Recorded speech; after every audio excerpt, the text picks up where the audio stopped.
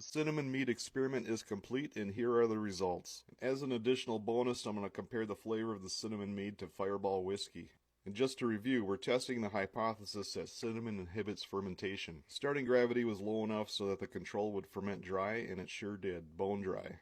Now on to our cinnamon batch, which was in response to some people saying cinnamon inhibits fermentation, and one cinnamon stick is way too much cinnamon. So I'd added 9 cinnamon sticks, and would you look at that, the gravity is the exact same as the control. Cinnamon did not inhibit fermentation in this experiment. And now it's time to give them a taste. The control tastes like a nice, pleasant, dry mead, just as expected.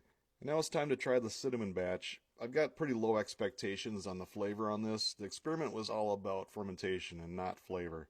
So I'm actually shocked on this. The cinnamon level is not over the top as I expected.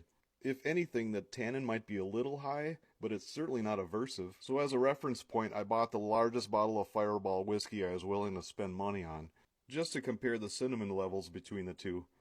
Whew, that's a lot of cinnamon. Like a hot tamale candy. You know, that might be a good choice if out on a frozen lake ice fishing and there's absolutely nothing else to drink.